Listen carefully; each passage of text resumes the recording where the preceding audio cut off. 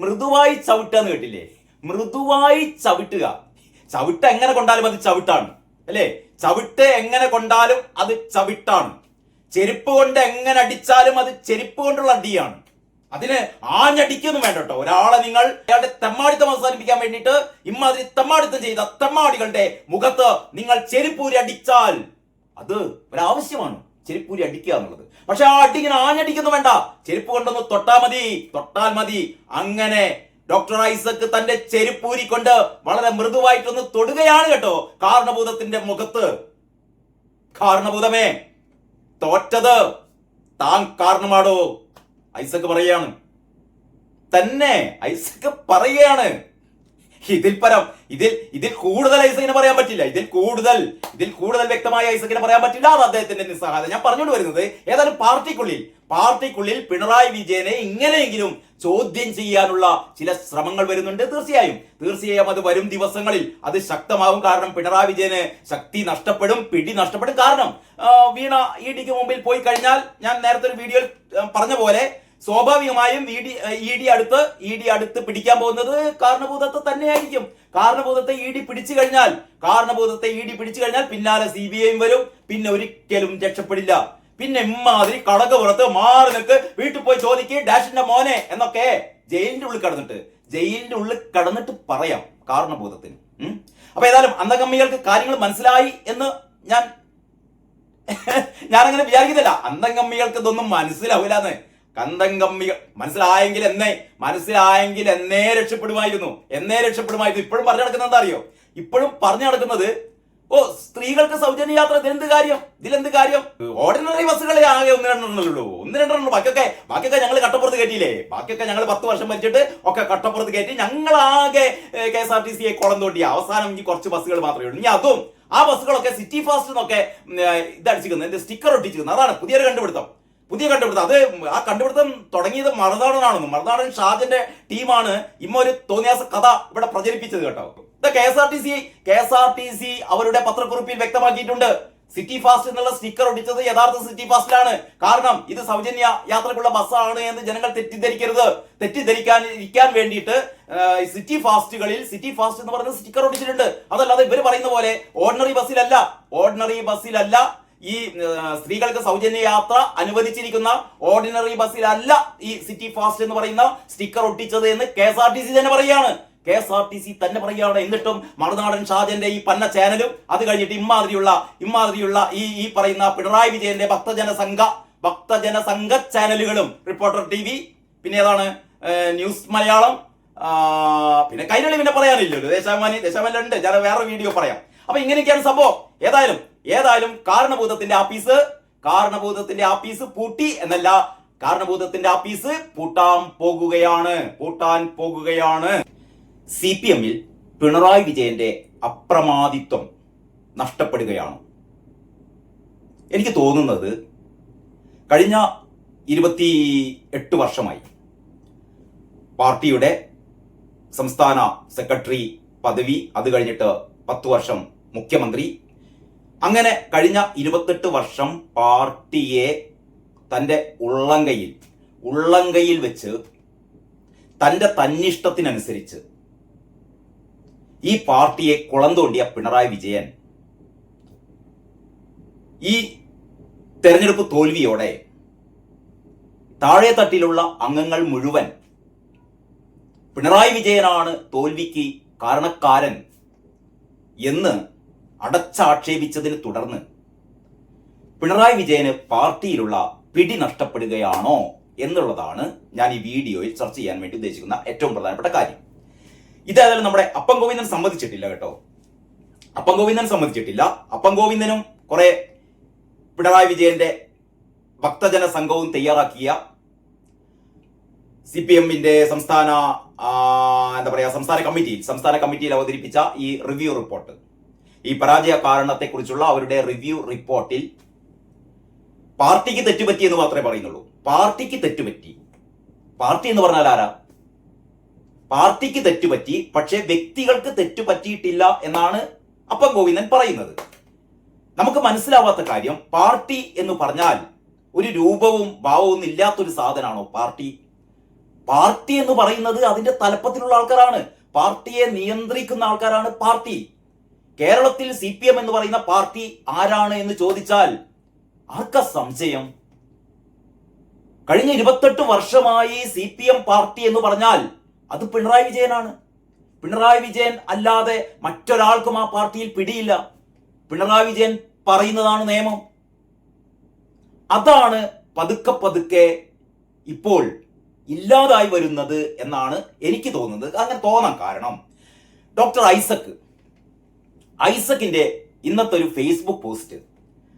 ഐസക് ഒരു സ്കൂൾ അധ്യാപകനെ അദ്ദേഹം കണ്ട കാര്യം, ആ സ്കൂൾ അധ്യാപകനുമായി അദ്ദേഹം സംസാരിച്ച കാര്യം, ആ സ്കൂൾ അധ്യാപകൻ ഇദ്ദേഹത്തോട് പറഞ്ഞ, വെറും സ്കൂൾ അധ്യാപകൻ അല്ല കേട്ടോ, അദ്ദേഹം പാർട്ടിയുടെ ഒരു ഉത്തരവാദിത്തപ്പെട്ട ഒരു നേതൃസ്ഥാനത്തിരിക്കുന്ന ഒരാൾ കൂടിയാണ്. അപ്പൊ അദ്ദേഹവുമായി ചെലവിട്ട കുറച്ച് നിമിഷങ്ങളെ കുറിച്ച് അദ്ദേഹം വളരെ മനോഹരമായി ഫേസ്ബുക്കിൽ എഴുതിയിട്ടുണ്ട്. അതിന്റെ ഏറ്റവും അവസാനം അത്യാവശ്യം ദീർഘമുള്ളൊരു പോസ്റ്റാണ്. അതിന്റെ ഏറ്റവും അവസാനം ഈ അധ്യാപകൻ ഐസക്കിനോട് പറയുകയാണ്, അല്ല സഖാവേ, അല്ല ഐസക് ചോദിക്കുകയാണ് എന്താണ് നമ്മുടെ പാർട്ടിക്ക് പറ്റിയത്, നമ്മുടെ പാർട്ടിക്ക് ഇത്ര ഭീകരമായ പരാജയം എന്തുകൊണ്ടുണ്ടായി എന്ന് ഐസക് ഈ അധ്യാപകനോട് ചോദിച്ചപ്പോ അധ്യാപകൻ പറയാണ്, ജനങ്ങൾക്ക് കിറ്റ് അല്ലെങ്കിൽ സാമ്പത്തികമായി അവർക്കുള്ള ഇത്തരത്തിലുള്ള ക്ഷേമ പദ്ധതികൾ അതിലൊന്നും അല്ല കാര്യം. നല്ല പെരുമാറ്റം, നല്ല ഒരു ചിരി, നല്ല സൗഹൃദം, അതാണ് വേണ്ടത്. ഈ അധ്യാപകൻ അത് പറഞ്ഞു കേട്ടിട്ട് ഐസക്കിന്റേതായ ഒരു ഫേസ്ബുക്ക് പോസ്റ്റാണ്. ആ ഐസക്കിന്റെ ഫേസ്ബുക്ക് പോസ്റ്റിലാണ് ഐസക് പറയുന്നത്, ഈ അധ്യാപകൻ തന്നോട് ഇങ്ങനെ പറഞ്ഞു, അതായത് പാർട്ടി തോൽക്കാൻ കാരണം കഴിഞ്ഞ 10 വർഷത്തിനിടയിൽ ഈ നമ്മുടെ ഈ ജനവിഭാഗത്തെ വിവിധ വിഭാഗങ്ങളെ വേണ്ട രീതിയിൽ അവരുടെ ആവശ്യങ്ങളൊന്നും പരിഗണിച്ചില്ല എന്നുള്ളതൊക്കെ പോട്ടെ, അതിനേക്കാൾ ഉപരി ഒരു സൗഹൃദം, ഒരു ചിരി, നല്ലൊരു പെരുമാറ്റം അത്രയും ഉണ്ടായിരുന്നെങ്കിൽ പാർട്ടി തോൽക്കുമായിരുന്നില്ല. ഞാനൊന്ന് ചോദിക്കട്ടെ, ഇതാരെക്കുറിച്ചാ പറഞ്ഞത്? നിങ്ങൾ പറ. ഈ മാഷ് പറഞ്ഞ കാര്യം ഐസക് ഫേസ്ബുക്ക് പോസ്റ്റിൽ ഇട്ടതും ആളാരാണെന്ന് പറയുന്നില്ല കേട്ടോ, പൊതുവായ ഒരു കാര്യം എന്നുള്ള രീതിയിലാണ് പറയുന്നത്. പക്ഷേ ആളാരാണെന്ന് നിങ്ങൾക്ക് എല്ലാവർക്കും പിടികിട്ടിയില്ലേ? ചിരിക്കാത്ത മനുഷ്യൻ, ഒരു സൗഹൃദവും ഇല്ലാത്ത മനുഷ്യൻ. ഒരു ചടങ്ങില് ഒരു വിശിഷ്ട വ്യക്തി സംസാരിച്ചാൽ ആ സംസാരത്തിന് ശേഷം ആ പ്രസംഗത്തെ കുറിച്ചുള്ള ഒരു കമന്റ് ഈ ഒരു അവതാരകർ പറയാറുണ്ട്. അതായത്, നന്ദി സാർ, താങ്കളുടെ നല്ല വാക്കുകൾക്ക് നന്ദി.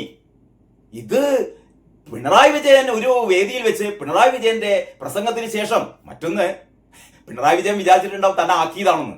ഈ മനുഷ്യന്റെ പ്രസംഗം ലോകത്ത് ഇത്രമാത്രം ബോറടിക്കുന്ന ഒരു പ്രസംഗം ഇയാളുടേതല്ലാതെ വേറെ ആരും ഉണ്ടാവില്ല എന്ന് പറഞ്ഞാൽ, ഈ പ്രസംഗം ഈ പ്രബന്ധം എഴുതി വായിക്കുന്ന പോലെ ഒരു വാക്ക് പറഞ്ഞാൽ പിന്നെ ഒരു 5 മിനിറ്റ് പിന്നൊന്നും പറയില്ല, പിന്നെയാണ് ഒരു വാക്ക് പറയാ. ഇങ്ങനെ നിർത്തിയാണ് മൂപ്പരുടെ പ്രസംഗം. അത് ഒരു 5 മിനിറ്റ് കൂടുതലൊന്നും ആരും സഹിക്കൂല അത് കേട്ടോ. എന്തായാലും ആ പ്രസംഗം, ദീർഘമായ പ്രസംഗം കേട്ടപ്പോ അവതാരക പറഞ്ഞു, നന്ദി സാർ, താങ്കളുടെ നല്ല വാക്കുകൾക്ക് നന്ദി എന്ന് പറഞ്ഞപ്പോ അമ്മാതിരി കമന്റ് ഒന്നും വേണ്ടട്ടോ. ഒന്ന് ആലോചിച്ച് നോക്കൂ, മനുഷ്യപ്പറ്റുള്ള അല്ലെ, കോമൺ സെൻസ് ഉള്ള ആരെങ്കിലും പറയൂ? ഒരു വേദിയിൽ ഒരു മുഖ്യമന്ത്രി സംസാരിക്കുക, വേറെ ആരെങ്കിലും അല്ല പറഞ്ഞത്, ഒരു മുഖ്യമന്ത്രി സംസാരിക്കുകയാണ്. ആ മുഖ്യമന്ത്രി സംസാരിച്ചു കഴിയുമ്പോൾ അവതാരക പറയാണ്, താങ്കളുടെ നല്ല വാക്കുകൾക്ക് നന്ദി സാർ എന്ന് പറഞ്ഞാൽ അമ്മാതിരി കമന്റ് ഒന്നും വേണ്ടട്ടോ. ആ അവതാരക ഉരുകിപ്പോയി.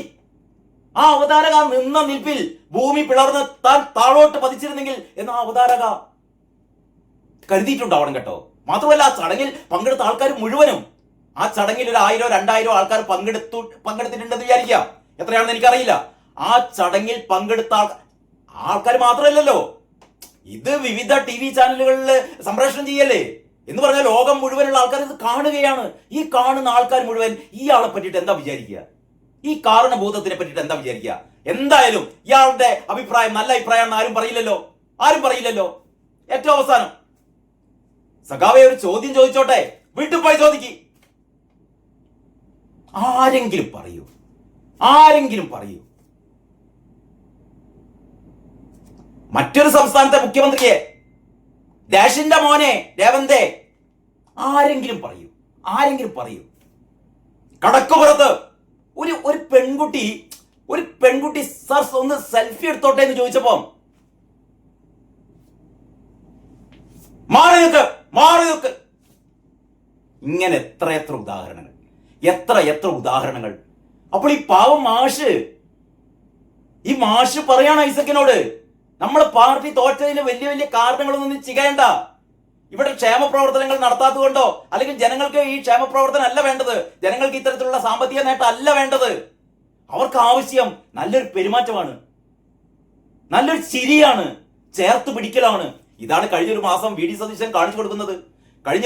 നിങ്ങൾ ഈ കഴിഞ്ഞ ദിവസേ ഈ സ്ത്രീകൾക്കുള്ള സൗജന്യ യാത്രയുണ്ടല്ലോ, ആ യാത്ര ഉദ്ഘാടനം ചെയ്യാൻ വേണ്ടിയിട്ട് വി ഡി സതീശൻ വന്നു കഴിഞ്ഞപ്പോ വി ഡി സതീശൻ എങ്ങനെയാണ് ആ ഡ്രൈവറോട്, കണ്ടക്ടറോട്, അവിടെ ആ യാത്രക്കാരികളായ മറ്റു സ്ത്രീകളോടൊക്കെ സതീശൻ എങ്ങനെയാണ് ഒരു സാധാരണ മനുഷ്യരെ പോലെ, അവർക്കിടയിലുള്ള ഒരു മനുഷ്യരെ പോലെ, അവരുടെ ഒരു വലിയേട്ടനെ പോലെ, അല്ലേ? പിണറായി ആയിരുന്നെങ്കിൽ നിങ്ങൾ ആലോചിച്ച് നോക്കുക. ഇത് ഉദ്ഘാടനം ചെയ്യുന്ന പിണറായി ആണെങ്കിൽ എന്താ ചെയ്യാ? പിണറായി ഇങ്ങനെ വരും, അല്ലേ? പിണറായി ഇങ്ങനെ സ്ലോ മോഷനിൽ ഇങ്ങനെ വരും, എന്നിട്ട് ഇങ്ങനെ നോക്കും എല്ലാരെയും, എന്നിട്ട് പേടിപ്പിക്കുന്ന പോലെ നോക്കും. അത് കഴിഞ്ഞിട്ട് മൂപ്പരിങ്ങനെ നിർത്തി സംസാരിക്കും. ആരെങ്കിലും നന്ദി സാർ താങ്കളുടെ മനോഹരമായ വാക്കുകൾക്ക് എന്ന് പറഞ്ഞാൽ അമ്മാതിരി ഡയലോഗ് ഒന്നും വേണ്ടട്ടോ.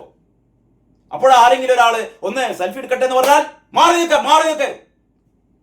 ഈ ഡ്രൈവറോ കണ്ടക്ടറോ ഈ കാരണഭൂതത്തിന്റെ അടുത്തേക്ക് വരൂ. അപ്പൊ യഥാർത്ഥത്തിൽ ഈ ബ്രാഞ്ചിലെയും ലോക്കലിലെയും ഏരിയയിലെയും സഖാക്കൾ പറഞ്ഞതിലാണ് കാര്യം. പാർട്ടി എന്തുകൊണ്ട് തോറ്റു? കാരണഭൂതമാണ് കാരണം. അങ്ങനെ ജനങ്ങൾ മുഴുവൻ വെറുത്തുപോയ ഈ മനുഷ്യനെ അയാളെ പിടിച്ചിട്ട് ഇതിന്റെ നേതാവാക്കി അവസാനം ഇതിന്റെ തെരഞ്ഞെടുപ്പിന്റെ നേതൃസ്ഥാനം പിണറായി വിജയൻ എന്ന് പറഞ്ഞാൽ ജനങ്ങൾ മുഴുവൻ ലോകത്തുള്ള ജനങ്ങൾ മുഴുവൻ വെറുത്തുപോയ ഈ മനുഷ്യന്റെ ഭീമാകാരമായ പടം നാടുനീളെ വലിയ ഹോർഡിങ്ങുകളിൽ ആർക്കാണ് ഈ ബുദ്ധി വന്നത്? ആരുടെ കുരുട്ട് ബുദ്ധിയായിരുന്നു ഇത്? നികേഷിന്റെതാണോ? പലരും പറയുന്നത് നികേഷിന്റെതാണെന്നാണ്. കാരണം CPM തോൽപ്പിച്ചത് നികേഷ് ആണെന്നാ പറയുന്നത്. അതായത് എം വി രാഘവനോട് CPM പണ്ട് ചെയ്തതിന്റെ പ്രതികാരമായിട്ട് പാർട്ടിക്കുള്ളിൽ നുഴഞ്ഞു കയറി നികേഷാണ് ഇത്തരത്തിലുള്ള കുറെ ഐഡിയാസ് കൊടുത്തതെന്നാണ് പറയപ്പെടുന്നത്. എനിക്കറിയില്ല കേട്ടോ. എന്തായാലും വിവരമുള്ള ഒരാളും ഞാനില്ലെങ്കിൽ പിന്നെ മറ്റാരുണ്ട് എന്നും പറഞ്ഞിട്ട് കാരണഭൂതത്തിന്റെ തല ലോകം മുഴുവൻ. ഇതുകൊണ്ടല്ലേ തോറ്റുപോയത്? ഇപ്പോഴും കാരണം കണ്ടെത്തിയില്ല ഇവര്. ഇപ്പോഴും കാരണം കണ്ടെത്തിയിട്ടില്ല എങ്ങനെയാണ് തോറ്റത് എന്ന്. ഇപ്പോഴും കാരണം കണ്ടെത്തിയിട്ടില്ല. അപ്പോഴാണ് ഈ സ്കൂൾ അധ്യാപകൻ പറയുന്ന കഥ. ആര്? ഡോക്ടർ ഐസക് തന്നെ ഫേസ്ബുക്ക് പോസ്റ്റിൽ എഴുതി എന്ന് പറഞ്ഞാൽ ഐസക് പറയാണ് കാരണഭൂതമാണ് തോൽപ്പിച്ചത്. അതാണ് നമ്മളിപ്പോ ഐസക് ഇപ്പം മൈക്ക് കെട്ടി പ്രസംഗിക്കണ്ട. ഐസക് അല്ലെങ്കിൽ ഈ ജില്ലാ കമ്മിറ്റിയിലോ സംസ്ഥാന കമ്മിറ്റിയിലോ സെക്രട്ടേറിയറ്റിലോ പോയി ഇരുന്നും കണ്ട് കാരണഭൂതമാണ് ഈ തോൽവിക്ക് ഉത്തരവാദി ഒന്നും പറയണ്ട. ഇത് മതി. അദ്ദേഹം തന്നെ ഫേസ്ബുക്കിലൂടെ പറയുകയാണ് ഇതാണ് തോൽവിക്ക് കാരണം. ഇതാ ആ ഫേസ്ബുക്ക് പോസ്റ്റ്. വിനയൻ മാഷ് പരപ്പനങ്ങാടി SNM സ്കൂളിലെ അധ്യാപകനാണ്. ആ മാഷ് എന്ന് പറയുന്നത് നേരത്തെ പറഞ്ഞല്ലോ സ്കൂൾ അധ്യാപകൻ. ഈ സ്കൂൾ അധ്യാപകൻ എന്ന് പറയുന്നത് പരപ്പനങ്ങാടി SNM സ്കൂളിലെ അധ്യാപകനാണ്. പാർട്ടി ലോക്കൽ സെക്രട്ടറി ആയിരുന്നു. ഇപ്പോൾ ഏരിയ കമ്മിറ്റി അംഗമാണ്. EMS സ്മൃതി കഴിഞ്ഞ് ട്രെയിൻ കയറാൻ പരപ്പനങ്ങാടിയിൽ വന്നതാണ്. മാഷിനോടൊപ്പം 3 മണിക്കൂർ ഒരു ഓട്ടപ്രദക്ഷിണം. സ്കൂളിലെ കഥ പിന്നെ പറയാം. സ്കൂളിൽ നിന്ന് ആദ്യം പോയത് നാട്ടുപച്ചയിലേക്കാണ്. പ്രദേശത്തെ ഏത് കൃഷിക്കാരനും ഏത് പച്ചക്കറിയും പഴങ്ങളും ഇവിടെ എത്തിച്ചാൽ മാർക്കറ്റ് വിലയ്ക്ക് വാങ്ങും. കാശ് റൊക്കം നൽകും. ഈ വിനയ മാഷുടെ ആ നാട്ടിലെ പ്രവർത്തനങ്ങളെ കുറിച്ചാണ് ഇതിൽ ഇങ്ങനെ പറയുന്നത് കേട്ടോ. ഒക്കെ പറഞ്ഞ് അവസാനം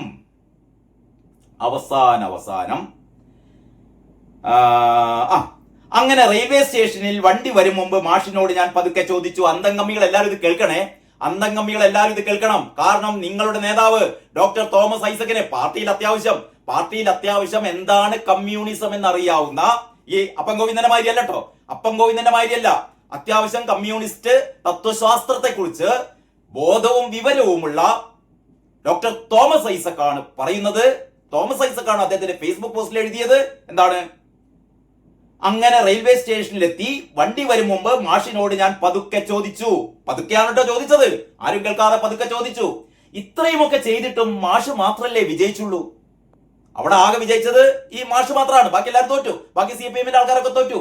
ഈ തദ്ദേശ സ്വയംഭരണ തെരഞ്ഞെടുപ്പിന്റെ കാര്യമാണ് കേട്ടോ പറയുന്നത്. ഇത്രയൊക്കെ ചെയ്തിട്ടും മാഷ് മാത്രമല്ലേ വിജയിച്ചിട്ടുള്ളൂ. അപ്പോ മാഷിന്റെ മറുപടിയാണ്, ഇവിടെയൊക്കെ BJP-ക്കാർക്കും സ്വാധീനമുണ്ട്. അവർ രണ്ടുപേരും ഒരുമിച്ചാൽ നമുക്ക് വിജയിക്കാനാവില്ല. അത് വേറൊരു രാഷ്ട്രീയം പറയാണ്. അതായത് BJP-ക്കാരും UDF-കാരും യോജിച്ചാൽ നമുക്ക് വിജയിക്കാൻ പറ്റില്ല. അതൊരു എന്താ പറയാ, ഒരു കുറ്റസമ്മതമാണ്, ഒരു തോൽവിയുടെ കുറ്റസമ്മതമാണ്. എന്തുകൊണ്ട് തോറ്റുപോയി? അത് BJP-ക്കാരും UDF-കാരും യോജിച്ചു കഴിഞ്ഞാൽ പിന്നെ നമ്മൾ എന്ത് ചെയ്യാനാണ് എന്നത് നിസ്സഹായ അവസ്ഥയാണ്. അതിലേക്കല്ല ഞാൻ കിടക്കുന്നത്. അതൊരു കാര്യം. അതിന്റെ കൂടെ പറയാണ്, കുറച്ചുകൂടി സ്വരം താഴ്ത്തി മാഷ് പറഞ്ഞു. ആദ്യത്തെ മാഷ് ഉറക്കനെ പറഞ്ഞത്. എന്തുകൊണ്ട് തോറ്റുപോയി എന്ന് ചോദിച്ചപ്പോൾ മാഷ് ഉറക്കനെ പറഞ്ഞ കാര്യം, ഇവിടെയൊക്കെ BJP-ക്കാർക്ക് നല്ല സ്വാധീനമുണ്ട്.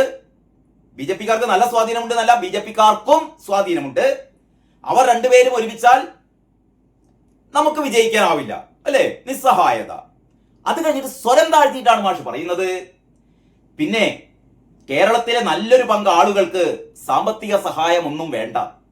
അവർ പ്രതീക്ഷിക്കുന്നത് സൗഹാർദ്ദവും നല്ല പെരുമാറ്റവും ചിരിയുമൊക്കെയാണ്. അതെല്ലാം കുറഞ്ഞോ എന്ന് സംശയമുണ്ട്. പോരെ? ഇതാണ് പറഞ്ഞത്. മൃദുവായി ചവിട്ടുക എന്ന് കേട്ടില്ലേ? മൃദുവായി ചവിട്ടുക. ചവിട്ട് എങ്ങനെ കൊണ്ടാലും അത് ചവിട്ടാണ്, അല്ലേ? ചവിട്ട് എങ്ങനെ കൊണ്ടാലും അത് ചവിട്ടാണ്. ചെരുപ്പ് കൊണ്ട് എങ്ങനെ അടിച്ചാലും അത് ചെരുപ്പ് കൊണ്ടുള്ള അടിയാണ്. അതിന് ആഞ്ഞടിക്കൊന്നും വേണ്ട കേട്ടോ.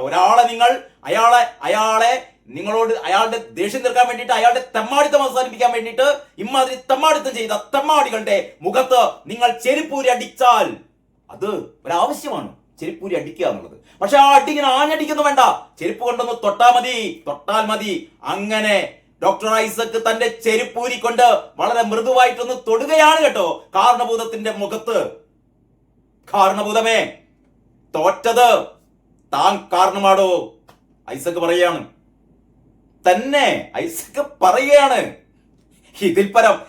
ഇതിൽ കൂടുതൽ ഐസക്കിനെ പറയാൻ പറ്റില്ല. ഇതിൽ കൂടുതൽ വ്യക്തമായ ഐസക്കിനെ പറയാൻ പറ്റില്ല. അത് അദ്ദേഹത്തിന്റെ നിസ്സഹായത. ഞാൻ പറഞ്ഞുകൊണ്ട് വരുന്നത്, ഏതായാലും പാർട്ടിക്കുള്ളിൽ പിണറായി വിജയനെ ഇങ്ങനെയെങ്കിലും ചോദ്യം ചെയ്യാനുള്ള ചില ശ്രമങ്ങൾ വരുന്നുണ്ട്. തീർച്ചയായും അത് വരും ദിവസങ്ങളിൽ അത് ശക്തമാകും. കാരണം പിണറായി വിജയന് ശക്തി നഷ്ടപ്പെടും, പിടി നഷ്ടപ്പെടും. കാരണം വീണ ED-ക്ക് മുമ്പിൽ പോയി കഴിഞ്ഞാൽ, ഞാൻ നേരത്തെ ഒരു വീഡിയോയിൽ പറഞ്ഞ പോലെ, സ്വാഭാവികമായും ED അടുത്ത് പിടിക്കാൻ പോകുന്നത് കാരണഭൂതത്തെ തന്നെയായിരിക്കും.